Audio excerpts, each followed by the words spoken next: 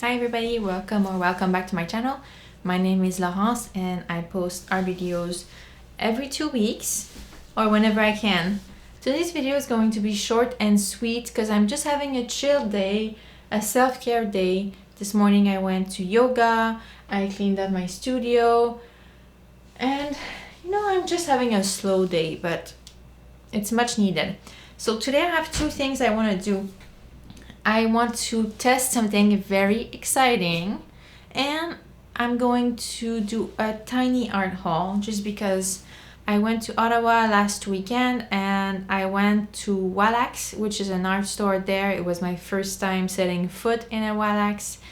So I just got some little teeny bitty teeny things. I just got a few things that I want to swatch, so we'll do that. But first, the project that I want to do is try to varnish a watercolor. And I hear you exclaiming yourself, but Laurence, you don't need to varnish a watercolor. And I know I don't need to, but I kind of need to. Let me explain why. I've really been trying some stuff lately, which is very exciting. I have put some watercolor ground on the canvas and I painted / drew a watercolor on it with my watercolor pencils. That's why I'm saying drew. And this thing I need to varnish, this canvas, because usually you don't need to varnish a watercolor painting because you're going to frame it. It's going to be protected by glass, but on a canvas, your canvas is exposed to the air, it's exposed to the dust, to water potentially. There's nothing protecting the artwork, which is why I need to varnish my artworks on canvas. This is why you varnish your acrylics, you varnish your oil paintings. Well, this time I need to find a way to varnish the watercolor I painted on my canvas, which I'm going to show you now. I like it so much, it's so cute. At first I read that when you use watercolor ground on a surface that is not meant to be absorbent of watercolors, that it can dull your colors, but I have not noticed that at all. So I'm very happy about it, but I need to varnish it.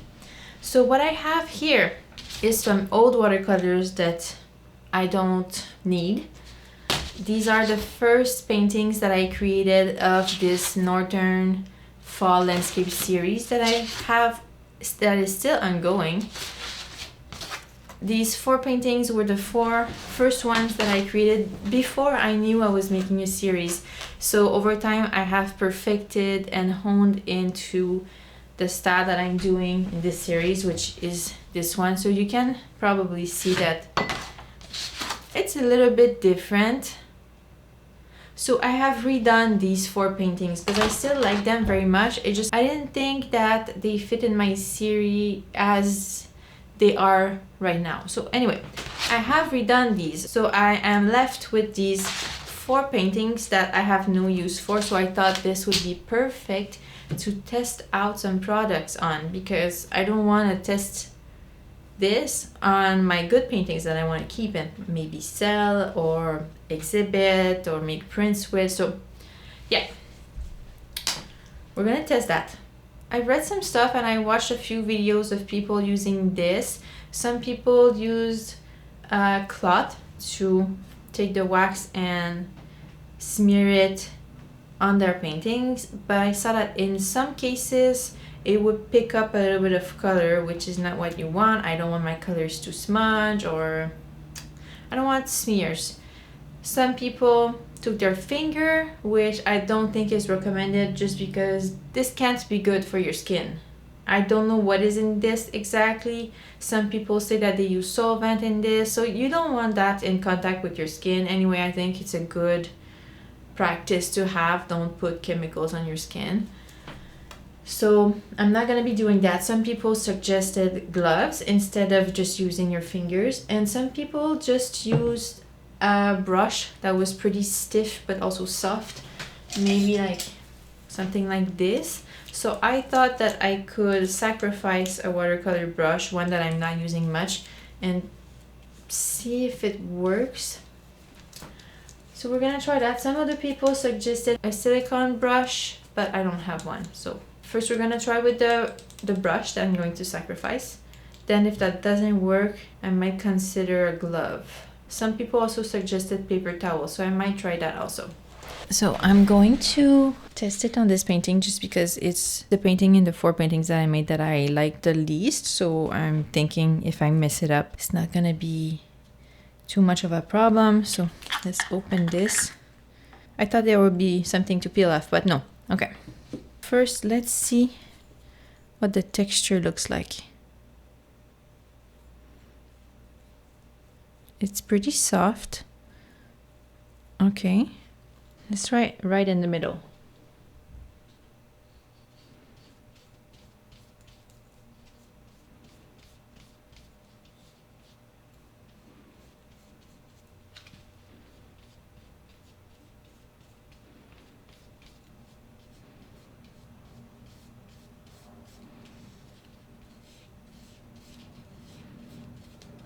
Okay, I feel like in some area it might be picking up just a little bit of color.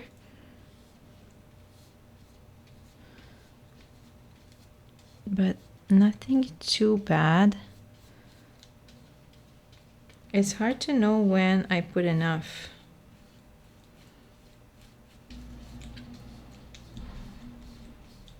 It would be easier to see the amount of color that it's picking up if I was using a cloth, for sure, because I could see it on the white cloth. In this case, on the paintbrush, it's not, I can't really see if I'm picking up paint or not. I just can see if it's smudging a little bit, which is hard to see with the glare of the wax. Okay, I'm gonna try it like this again with this amount, and then I'm going to try with a paper towel just to see if there's any difference.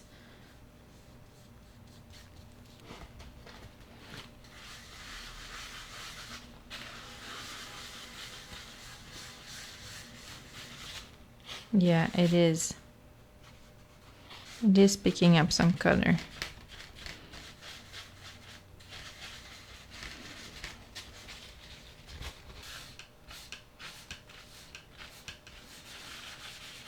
But it's not that bad either.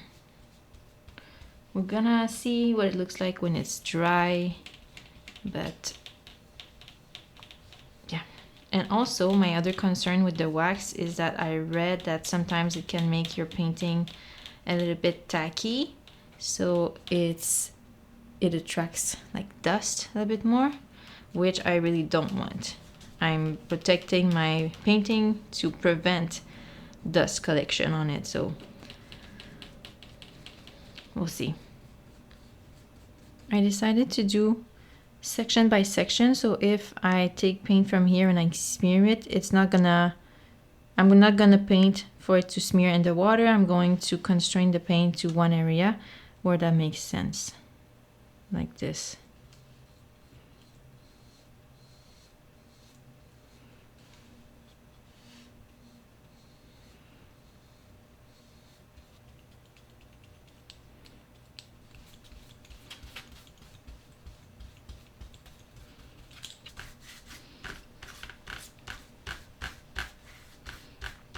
So it's hard to see if I put enough. I can see some areas that have a different texture as others, but I'm not sure if it's normal. So I just want to see if now, after that I put a first layer, if I use this, is it gonna smear everywhere? Not really.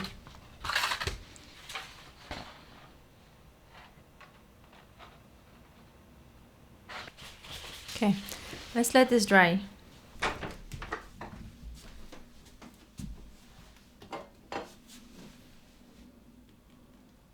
I also found this spray varnish, which I think I'm going to try out. Some people have recommended using a spray. Some people have warned against using sprays just because the liquid of the spray can reactivate watercolors.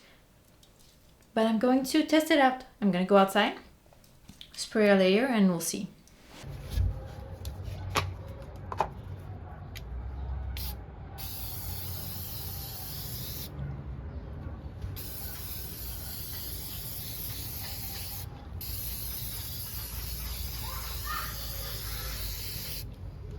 Some thoughts after trying the wax method and the spray method. I did only one layer of the spray, but I think that the spray is better.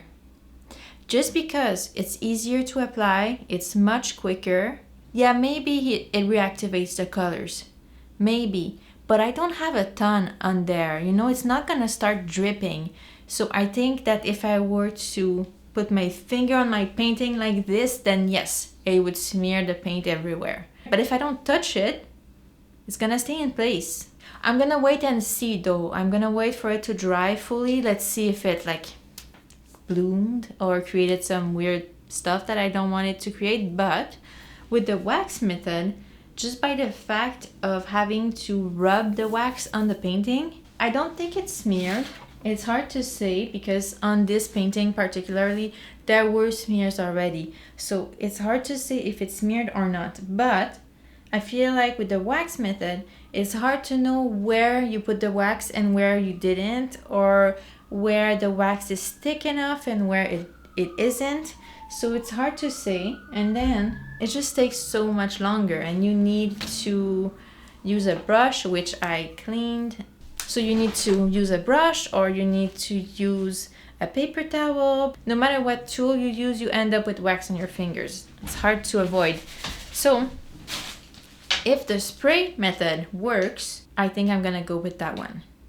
So while we wait for the spray to dry, let's just see what we picked up at the store last weekend. So I got just a few items. I have 4 watercolor pencils and 2 watercolors. The watercolor pencils are from a brand that I haven't seen in my local art stores. They're the Lyra Rembrandt Aquarelle pencils. So I have no idea about the quality. I just thought that they look so good. So I got a few of my favorite colors.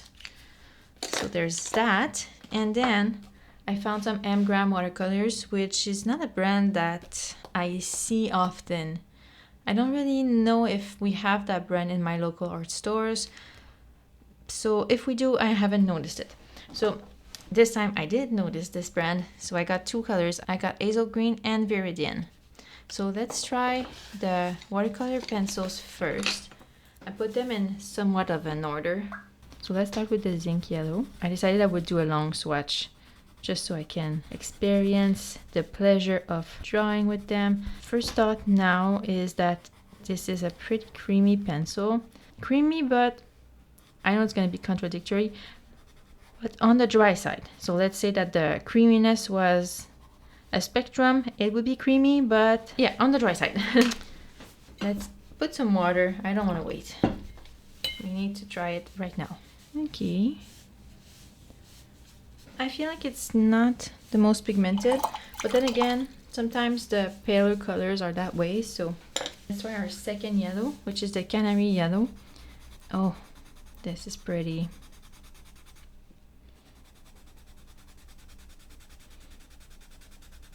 Yeah, this one is on the dry side of the creamy scale.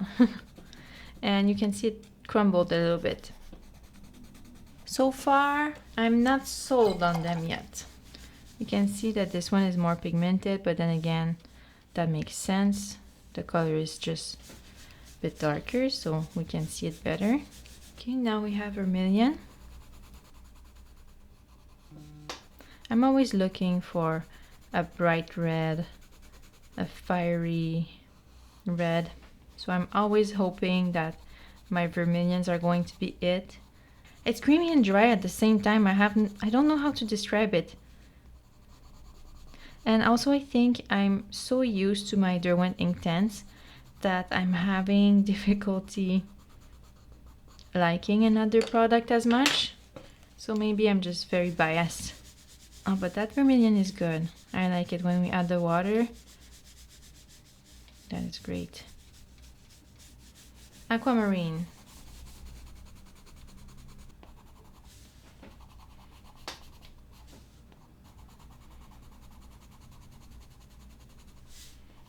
Yeah, we lose a lot of pigmentation when we add the water, so I think that this would be most likely a pencil that I would use without water.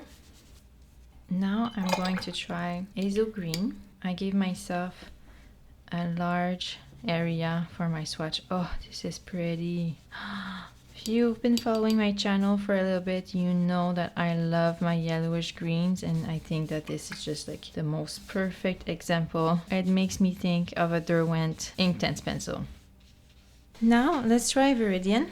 On the tube it says that there is a cancer and reproductive harm hazard in the state of California. I don't know exactly what the dangerous compound in this one is, so I'm going to make sure not to have it on my hands or not to ingest it.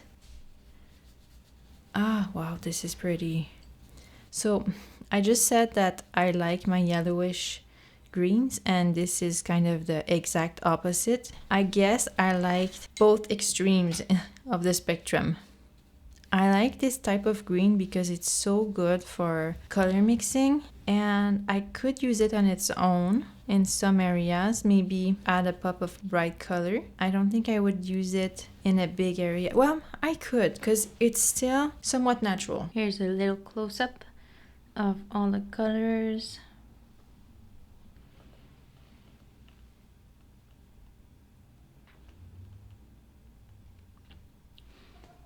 Very nice. Tomorrow I'll come back and let you know what method I prefer for the varnishing of watercolor paintings. I'm going to give both paintings the whole rest of the day and the night to dry, and then I'll compare the two of them. Well, in fact, you know what? Let's skip all of these hours in 3, 2, 1. This is the next day. Let's take a look at our paintings. Let's start with the one with the wax. I would say it's fully dry now. I can still feel a little bit of the waxy texture, a little bit like when you use some crayons and after a while it's kind of dry, but you can, if you press hard on the paper, you can feel that there's a layer of wax. I would be a little bit scared that it would make dust stick to the painting a little bit more, just because the friction is a little bit higher than with the one with the spray. So I sprayed this one twice. I did 2 layers, and I can still feel the texture of the paper underneath compared to this one where I feel the wax mostly. This one. It did not reactivate the colors. So like I said yesterday, I thought that when I sprayed it could reactivate them. So if I were to like take my finger like this, it would smear the colors. But I did not do that, obviously. And I just laid the paper flat for a while and it gave a super nice result. I thought originally that these things here you see around, like it's a little bit smeared. I was wondering, did it happen because of my spray or was it like that before? I wasn't sure. But I had taken a picture of this painting a long time ago, so I got it and I had a look, I zoomed into it, and it was like that before. So nothing in this painting smeared, nothing moved. So I'm very happy with this, and I think that this is what I'm going to go with. I'm going to seal my watercolors with the spray varnish just because it's so much easier, so much quicker to apply. It doesn't require me to sacrifice a brush, or it can go on my fingers depending on what direction the wind goes, because I'm doing this outside because it smells so bad. That would be, I guess, the drawback of this method is the smell. Even when I sprayed this, if I take it inside immediately, it's going to stink up a room for sure. It would be hard to do during the winter months for sure. With that in mind, yesterday I kind of had the feeling that I would prefer the spray varnish. I put the second layer on this one, which I did not show you. So I also put 2 layers of spray varnish on this one. It went so well. For good measure, I could put another layer. So I'm 100% confident that's not gonna reactivate, but yeah, I like this so much. So I'm glad that I finally found a method. Now there's nothing stopping me from painting a huge canvas with watercolors, which I'm going to start this project very soon. For this video, this is going to be it. I'm going to see you again in 2 weeks. Let me know if you have any suggestions for me, anything you'd like to see this summer. I'm all yours. Until we see each other next time, take care, make lots of art, and I'll see you soon. Bye!